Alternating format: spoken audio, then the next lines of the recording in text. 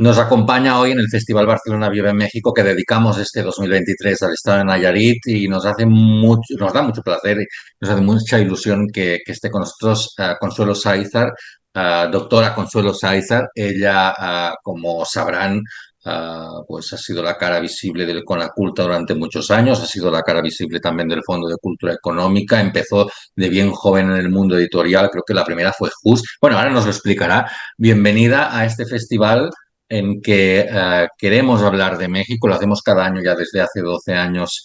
Mexcat trabaja para precisamente y otras entidades como la Bibliomusicineteca, el Seminario de Cultura Mexicana en Barcelona, etcétera, para poder difundir lo que es México, y México son muchas cosas, hay muchos Méxicos. Entonces, bienvenida y muchas gracias por estar con nosotros. Querido Alberto, estoy tomando una foto para ponerle en mis redes de lo emocionada, agradecida, conmovida, ilusionada de esta conversación, muy agradecida contigo por todo tu interés en mi país, que es el tuyo, que tú has hecho tuyo, a base de amor, a base de curiosidad intelectual, a base de una relación cultural admirable y que realmente pues te quiero agradecer a cada instante en esta conversación. Te agradezco muchísimo tu interés, tu paciencia y el hecho de estar celebrando estas jornadas que permite que México, que mi estado amado además, pues se conozca de mejor manera en otras latitudes. Nos conocimos hará más de 11 años en Bellas Artes, precisamente un lugar hermoso para conocerte, porque en ese momento, pues recuerdo que en Mexcat hicimos un concierto con la maestra Silvia Navarrete al piano, justo esos días en que se presentaba el libro de dos buenos amigos, un libro sobre Jaime Nuno, que es obviamente uno de los grandes nexos culturales y que nos vinculan entre Cataluña, San Juan de las Abadesas en este caso, y México. Y luego nos volvimos a ver, si no recuerdo mal, en el Foro Edita, aquí en Barcelona. Pero bueno, tú también has hecho Barcelona tu casa. Explícanos un poco tu trayectoria. Luego hablaremos de Nayarit, ¿eh? Pero desde el mundo editorial, este repaso rápido, aunque hay muchas cosas por decir, pero un poco quién ha sido Consuelo Sáizar, ¿no? Desde tu propia visión, ¿no? ¿Qué crees que has aportado y estás aportando realmente al mundo cultural y a este nexo también de unión, sobre todo en el ámbito literario? Bueno, desde la modestia a la que obliga el hecho de haber crecido en un pueblo eh, maravilloso y lleno de letras y de música como es Acaponeta, puedo decirte que soy una mexicana feliz, inmensamente, una nayarita que conoció el mundo a través de los libros y que después pudo habitarlo, alguien que tuvo la gran fortuna de contar con unos padres que por un lado me heredaron una gran vocación, que fue el mundo de las letras y de los libros, y por otro, que me dieron una gran libertad para poder para poder vivir como yo lo soñaba, que a lo largo de casi, bueno, ya 62 años he podido construir el mundo que ni siquiera me atrevía a imaginar, pero que de alguna manera soñaba, eh, y que puedo decirte que he tenido la fortuna de cumplir mis sueños, entre ellos el que pergeñé desde los 7 años, que era dirigir el Fondo de Cultura Económica, y de conocer a los escritores que admiraba cuando era chica, que edité cuando era una joven ejecutiva de una editorial, que tuve el enorme placer, digamos, de impulsar a una nueva generación cuando dirigí el fondo, y que tuve la enorme responsabilidad de descubrir cuando dirigí la política editorial y cultural del país desde Conaculta. ¿Qué decirte? Bueno, estudié en Acaponeta hasta la secundaria, luego me fui a estudiar la preparatoria Tepic, luego me vine a México, que era una de las ciudades más formidables que he habitado, y que me llena siempre de sorpresa, de admiración, que es un reto. Aquí estudié primero en la Universidad Iberoamericana la licenciatura en Ciencias de la Comunicación, luego empecé a trabajar en Editorial Yus. Ya había empezado a trabajar desde antes. Yo crecí en una imprenta corrigiendo galeras, Ujú. corrigiendo planas. Yo allí es donde mi padre me enseñó todos los signos de corrección. Y luego me vengo bueno, estudio comunicación en la Ibero, empiezo a trabajar en Editorial Yus. En 1991 me voy a Inglaterra, a un curso de formación de editores. Fundo mi propia empresa asociada con un hombre que he admirado mucho, de raíces catalanas, que es Gerardo Gali Tomford. Ujú. Eh, un tipo excepcional, también de un linaje editorial. Y luego, bueno, pues en el 2002 me hago cargo, cumplo mi sueño de dirigir el Fondo de Cultura Económica y en el 2009 de ser la encargada de diseñar la política cultural como presidenta del Consejo Nacional para la Cultura y las Artes. En 2013 tomó la decisión de retomar mi carrera académica. Antes había estudiado, que no concluí porque me faltó un semestre, Ciencia Política y Administración Pública, también en la Ujú. Universidad Iberoamericana. Decido retomar esto y me voy a Cambridge, a Inglaterra, a hacer una maestría en sociología. Sigo con el doctorado, paso un tiempo en Harvard como investigadora visitante. Me regreso a México una temporada para participar, tener el honor de participar en la campaña electoral para la presidencia de la candidata independiente Margarita Zavala. Y vuelvo a Cambridge a concluir el doctorado. El doctorado es probablemente el desafío mayúsculo, el más grande que he tenido que enfrentar en mi vida. Y y ya cuando termino viene la pandemia y yo descubro que tengo un año. Yo siempre digo que he vivido por décadas. La de los 10 años fue la de estudiante, la de los 20 fue la de descubrir la vocación, la de los 30 fue la de ser, la de los 20 fue ejecutiva, la de los 30 fue ser empresaria cultural, la de los 40 ser servidora pública, la de los 50 ser académica. Y entonces me quedaba un año y para ser académica, y me fui a Oxford a tomar una maestría en historia intelectual. Y la de los 60 es la de la libertad. Eso decidí tomar un año un año sabático en donde siempre me impresionó la figura de Silvino Campo, de Borges Ujú. eh, y de Bioy Casares, que solo se dedicaban a leer y a conversar. Y era lo que yo quería hacer, y este año es el que me estoy regalando de trabajar, de trabajar de manera remota, que es lo Ujú. que hago.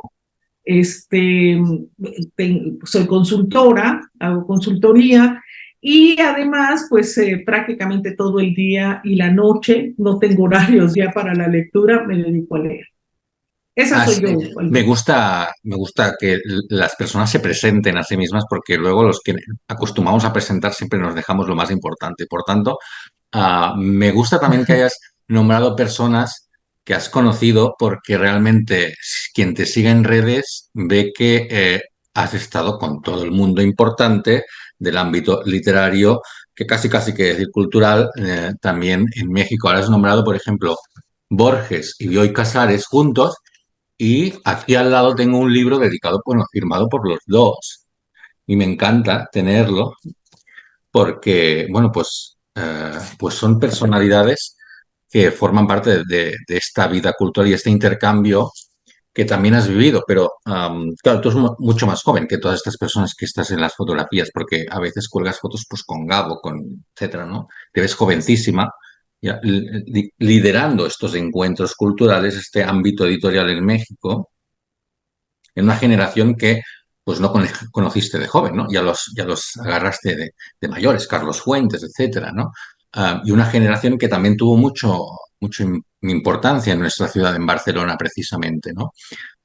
¿Cómo has vivido este intercambio cultural, México-Barcelona, dos capitales literarias fundamentales, pero una vez ya pasó ese momento del boom de los 60, ¿no? Es decir, ¿cómo crees que se ha administrado y cómo has querido también, ¿no?, a seguir con este vínculo, ¿no?, el literario, cultural entre las ciudades? ¿Te han dejado algo ya o ya estaba todo hecho? O ya lo pillaste muy lejano, ¿no? Esta cocapitalidad Ciudad de México-Barcelona. Bueno, primero quisiera decirte que efectivamente tengo la fortuna de tener una memoria gráfica y de que esté en las redes para que yo pueda colocar allí muchos de los testimonios. Y la verdad es que, como yo digo en mi Instagram, es un diario gráfico personal. Eh, la fotografía, perdón, impresa, muchas veces se pierde y entonces surgen las Ujú. redes y fue cuando me dio la oportunidad de incluso poner en orden mi memoria y de mostrar gráficamente gran parte de esos encuentros a los que haces, a los que aludes en tu comentario.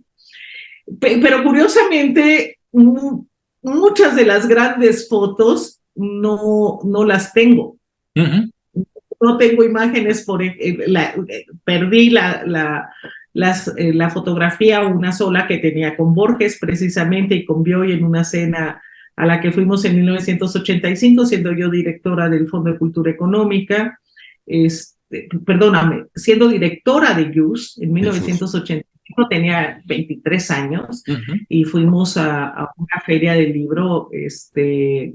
Argentina acababa de terminar la etapa de la dictadura militar, la guerra de las Malvinas, era un país muy interesante. Y justo Molaquino, un editor argentino que vivía acá, que había trabajado en la editorial Diana, nos llevó a cenar con Borges a 10 editores mexicanos y a Ujú. mí con Borges y con Bioy. Y fue una conversación fantástica. No tengo esa foto, no tengo la foto con Silvino Campo, a quien saludé muy fugazmente, tampoco con Cortázar, que también lo Ujú. conocí a través de Erika Cortázar, muy fugazmente saliendo de la feria del libro del Palacio de Minería. No tengo una foto por razones incomprensibles que no entiendo, ni yo misma justifico o encuentro una razón con Carmen Balcells, que por cierto las dos Oh, nacimos Carmen. el 9 de agosto. Ujú. Este, no te, y te podría decir de la foto con María Félix, por ejemplo, tampoco la Ujú. encuentro, que la recuerdo, pero Eran otros bueno, tiempos. Ahora ya como eran enseguida otros la colgamos, tiempos. ya siempre la encontramos, ¿no? Exacto, y la verdad es que el registro de las redes hace un gran trabajo mnemotécnico Ujú. y emocional, pero podría citar 10 fotografías que por alguna razón no encuentro. Espero algún día encontrarlas. Alguien dice, tengo 100 cajas de los distintos cambios de casa que he Ujú. tenido y que algún día espero localizar. Bueno, eso por un lado. Por Sí, el te otro, hablábamos de esta bueno, relación Barcelona-Ciudad de México. ¿Cuándo la pillaste tú ya, no? Porque ya se había hecho mucho trabajo, ¿no?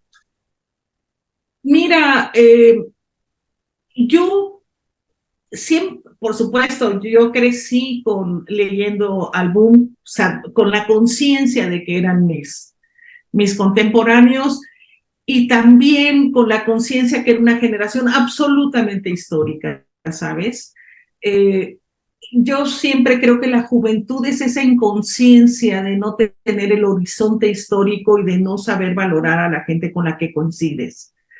Eh, la juventud tiene esta insolencia de no valorar a quién te encuentras y de no darle esta dimensión histórica de decir, bueno, pues estoy frente a un genio. Ya. Y estoy frente a un genio aunque yo no lo sea, pero me tocó la inmensa oportunidad de conocerlo.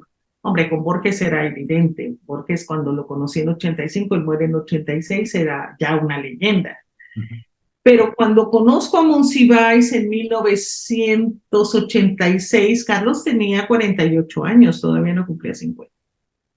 Y la relación con Barcelona era, digamos, todo el mundo sabíamos lo que pasaba en Barcelona. Barcelona es la ciudad donde Miguel de Cervantes Saavedra lleva el Quijote para imprimirlo. Es el lugar en donde, digamos, la literatura tiene un espacio fundamental, un espacio preponderante, un espacio protagónico.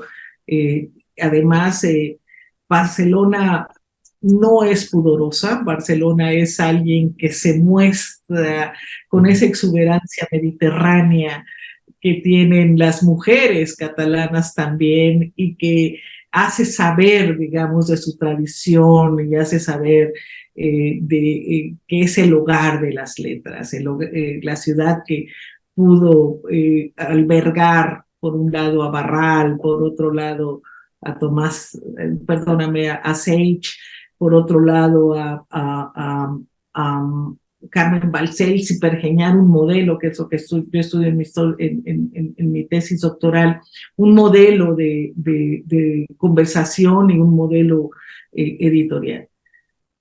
Barcelona es para nosotros el lugar que sigue albergando al talento. Yo viví allí un año haciendo la investigación para la tesis doctoral y Julia, mi esposa, me dice que el único sitio que cambiaría de la Ciudad de México, su Coyoacán y su Chimalistá Amado, es Barcelona. Bueno, para mí era fascinante. En 76 que conocí, pues era una ciudad que estaba terminando el franquismo, pero que yo ya la imaginaba, o sea, esto que las crónicas y Es, curiosamente no es una protagonista del boom. claro. La ciudad novelada es un pendiente que no, no, la hacen la protagonista de sus novelas. Y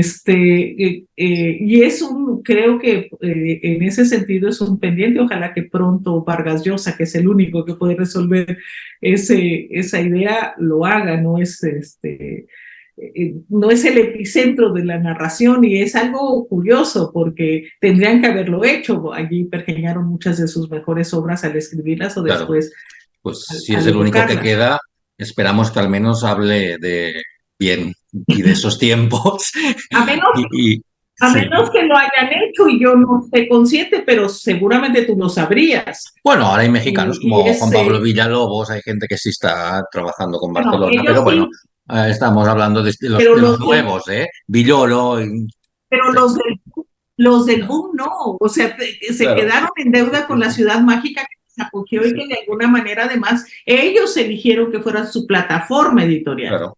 Ujú, pero se han quedado con esa deuda, ujú, hablando como habla este presente compuesto, digamos, que distingue ujú. a los hablantes de la península. Que nosotros acá en México usamos más el pasado, el presente. De Barcelona es hecho, una ciudad que claro, inspira. Dime, recuerdo el dime. diario de Escudillés, de Titol y poco más.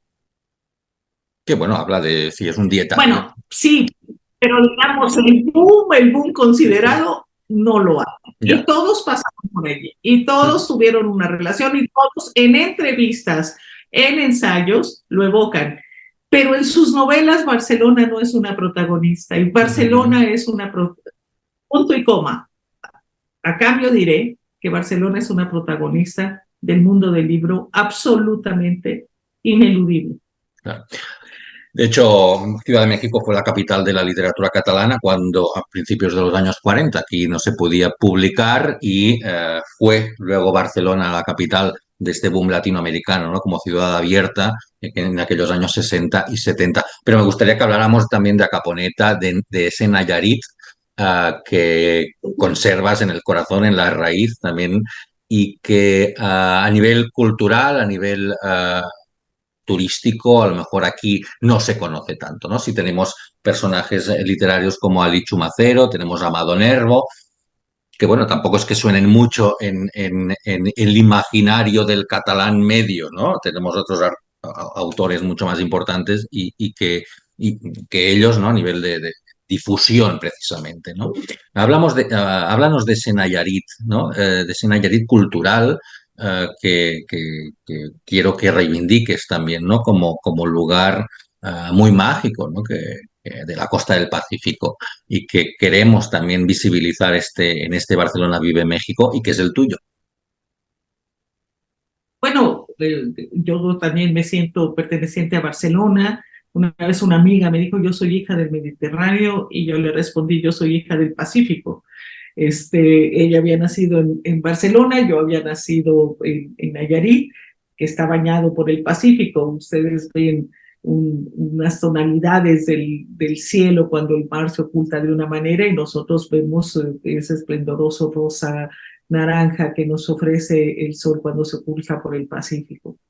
La verdad es que efectivamente Acaponeta es una ciudad que tiene dos vertientes. La primera, la vertiente es la de la literatura, porque existen varios clubes de lectura, porque la gente siempre se ha interesado, pero sobre todo porque se forja bajo la poesía, sobre todo en el siglo XX, de su hijo más ilustre, que es Ali Chumacero, un poeta mayúsculo, que también fue un editor muy admirado, un editor fundamental para la formación moderna del Fondo de Cultura Económica precisamente, y fue un gran maestro de escritores y un gran maestro de editores. Y por otro lado, por la música. Acaponeta es una ciudad que yo creo que per cápita tiene más pianos probablemente en el mundo. Hay Ujú. muchísimos pianos, hay muchas casas que tienen pianos. Hubo una escuela de enseñanza para tocar el piano muy importante. Hubo un músico, el profesor Inocente Díaz, que formó a muchos chicos.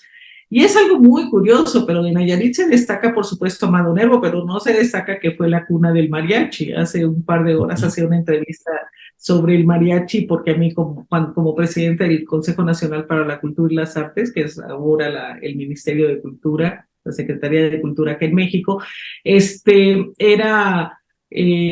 me tocó encabezar la recepción cuando la UNESCO nombra al Patrimonio. mariachi como patrimonio cultural inmaterial de la humanidad. Y cuando el mariachi, digamos, los primeros registros que se tienen del mariachi hablan que surge en un pueblo que se llama Mariachi, en Nayarit, en Rosa Ujú. Morada. También es probable que haya surgido casi simultáneamente o de manera paralela en Santiago Ixcuintla, Nayarit. En ese momento, Nayarit era el séptimo cantón de Jalisco. Ok. Y Jalisco, que es un estado muchísimo más grande, pues en estricto sentido, pues éramos Jalisco. O sea, Ujú. surge en el séptimo cantón de Jalisco, que en 1917 es el único estado que surge con la Constitución mexicana, que se promulga en 1917 y se convierte en Nayarit.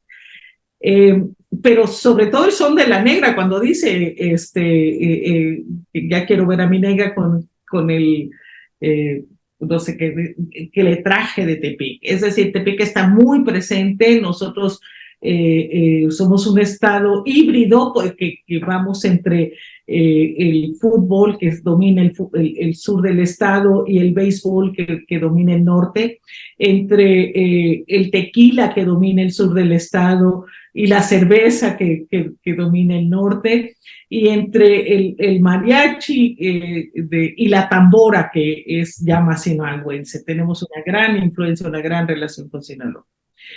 ¿Qué sucede con Nayarit? Nayarit es un estado mágico, es un estado que tiene montaña, que tiene ríos, que tiene lagunas, que tiene desierto, que tiene océano, el vínculo con el océano, que tiene unas islas prodigiosas que recientemente se rescataron, que fueron un presidio mítico, que son las Islas Marías, pero tiene también las Marietas, la Isla del Amor, que Sí. es una experiencia absolutamente indescriptible. Tiene una isla que si tú llegas allí te remite a lo que se encontraron los primeros pobladores de la Ciudad de México, de Tenochtitlan, que se llama Mezcaltitán. Es Ujú. una isla además a la que llegas a través de las marismas únicas, formidables. Es un recorrido en lancha, que en general tiene que ser lancha de madera, aunque ya hay de motor, para llegar allí donde comes el mejor pescado blanco del mundo. Y lo que tiene Nayarit también es que se supone que en San Felipe Aztatán, así lo ha consignado la historia, de allí sale la peregrinación que atraviesa todo el país hasta llegar a Mezcaltitán, con la consigna de encontrar el lugar sagrado donde se iba a construir la gran civilización mexica. Y es el águila, tiene que estar un águila sobre un nopal devorando a una serpiente. Llegaron a Mezcaltitán, estaba el nopal, estaba el águila, y tenía en la garra la serpiente, pero no la devora. Sin embargo, ante la duda, algunos pobladores, algunos de los quienes estaban haciendo la peregrinación, se quedan allí, y es por eso que podemos retroceder prácticamente 7-8 siglos para ver cómo fue la fundación de la Ciudad de México. Nos ha hecho un comercial íntegro casi, desde mística hasta paisaje, pasando por cultura y hasta gastronómica. Claro, las raíces nunca se pierden, ¿no? Antes has dicho que Barcelona y el boom del 65 no hizo de Barcelona un protagonista de las novelas. No sé si Nayarit es protagonista de la literatura en algún ámbito o realmente la Ciudad de México es fagocita todo el que sobresale, ¿no? De las aldeas y del pueblo y acaba siendo la gran devoradora de las literaturas locales. No sé si me explico. Sí, lo entiendo perfecto. Bueno, yo creo que la literatura todavía tiene grandes deudas con Nayarit como escenario, digamos, literario, y la música igualmente, ¿no? Me parece que Nayarit está aún por descubrirse. Lo que más se conoce a nivel internacional es Punta Mita, que es un lugar cercano al Puerto Vallarta, que descubrieron Richard Burton y Elizabeth Taylor, pero pues, yo acabo de estar hace unos meses allí. Son ¡Qué unas envidia! playas, sí, en Punta Mita, Nayarit. Es un lugar fantástico. Compostela también es otro lugar que merece, era la tierra de mi abuela moderna, que fue la primera capital de la Nueva Galicia. Sí. Luego se traslada a la capital de Guadalajara, que tiene un templo formidable, porque de Santiago de Compostela mandan 2 barcos con una serie de elementos religiosos, básicamente para construir allí el gran templo, pero los barcos naufragan y uno llega a lo que se llama Santiago Ixcuintla, al norte del estado, y otro llega a Compostela, que conserva el nombre, y que creo que deberíamos de iniciar una especie de caminata sagrada como se tiene para Santiago de Compostela, y conocer el templo de Compostela, Nayarit, que es absolutamente extraordinario. Un nuevo camino. Sobre lo que mencionas, es bien interesante cómo efectivamente hay polos de creación literaria o polos de creación cultural que concitan todo el interés. En México estamos viviendo un proceso de descentralización que ustedes en España también lo están teniendo. Y por ejemplo, en Monterrey observé un fenómeno interesantísimo, de descentralización, de creación literaria, porque antes, durante el siglo XX, si querías triunfar en términos editoriales y escriturales, tenías que viajar a la Ciudad de México. En este siglo se está observando un fenómeno fundamental, que es un grupo. Mira, yo estudié profesionalmente, académicamente, el boom. Mi tesis de doctorado gira alrededor de eso. Soy contemporánea del crack, que es un grupo fantástico de gente, de hombres muy talentosos. Y lo que está surgiendo en Monterrey es un movimiento que observé a mi paso, el tiempo que estuve viviendo allá fugazmente, un grupo de mujeres inmensamente talentosas, que distingo 4, pero podrían ser 6, que están escribiendo y que decidieron desafiar al centro, ¿sabes? Y quedarse allí, escribir allí, publicar en todas las editoriales, algunas publican en España, una de ellas ha vendido más de 1 millón de ejemplares en este siglo, que en español ha sido traducida a 17 idiomas, su libro, digamos, emblema es El murmullo de las abejas, que yo considero una especie de como agua para chocolate del siglo XXI, y la autora es Sofía Segovia. Y ella vive en Monterrey. Ella, digamos, desde allí ha construido una carrera literaria muy respetable, muy sólida y muy exitosa. Es decir, si tenemos el boom que surge desde Latinoamérica y que editorialmente se consolida con las publicaciones desde Barcelona, si tenemos el crack que editorialmente se consolida desde la Ciudad de México y por supuesto también desde España, ahora tenemos la filigrana, como la he llamado, que son mujeres regias, regiomontanas, que han decidido permanecer en su sitio y publicar alrededor del mundo y construir desde allí su pensamiento, pero también con un añadido. Han decidido contar la historia de su región. La historia de Monterrey, de Nuevo León, de Coahuila, de Saltillo, y están haciendo, porque es una historia muy poco conocida, sobre todo por los que no habitábamos allí, están recordando cómo llega el exilio, por ejemplo, a Monterrey, cómo se crean las tradiciones, cuál es el vínculo que tienen con otras partes del norte del país, que es una de las zonas fronterizas más apasionantes y que en general se había hablado o se había registrado literariamente desde la violencia. Claro. Y ahora se registra desde la memoria, desde el costumbrismo y desde las tradiciones, y es un norte profundamente apasionante que tiene figuras mayúsculas, ¿no? Por supuesto, como David Toscana, como Sergio González Rodríguez, como hombres, Jorge Luis Bon, que han construido una obra magnífica, pero que también tiene ahora un grupo literario que a la altura de los grandes grupos literarios en español y que he llamado La Filigrana.